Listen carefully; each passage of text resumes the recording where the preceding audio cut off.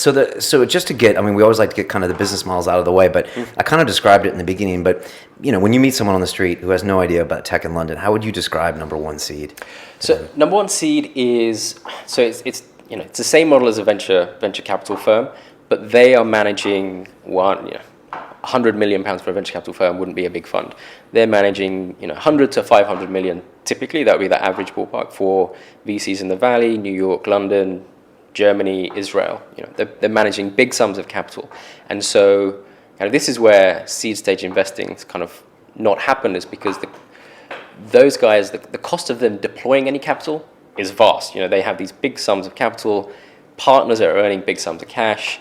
Their models don't allow them to, their legal fees will be 50, 100K per deal. So why would they deploy a 100K seed stage deal when it costs them the same to do the deal? And so the change has been the angels have kind of fitted the gap, that kind of funding gap, by working lean essentially. So their cost of deploying capital is, let's say, legal agreement is 2, 3, 4, 5K in London. It's a lot more in the States. Your lawyers charge a lot more there, but and that's kind of allowed people to easily access that space. And then because of that huge funding gap, you've started to see other entrepreneurial capital guys have seen an opportunity to kind of come in and be professional investors in the gap between angels and VCs.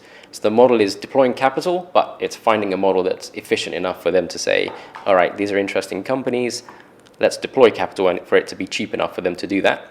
And the other thing that's allowed this, which we're all aware of, is that the declining cost of setting up a company is so much cheaper. 10 years ago to even get your hosting sorted out. I remember, my first company, one of the things I was tasked with was, bringing clients on and getting their hosting relations put in place. And that was like a big chunky handbook of, okay, who do we have to speak to, what needs to happen, and then there's a nice big fat cost attached to getting that hosting in place. Now it's, any guy can do it. You don't have to be techie to get your hosting sorted out, and it's dirt cheap. And so kind of makes sense, being leaner, deploying less capital, not having huge offices in Green Park or Mayfair. Everyone's in Clerkenwell or Shoreditch, and I think, does that explain the model? No, yeah. It always.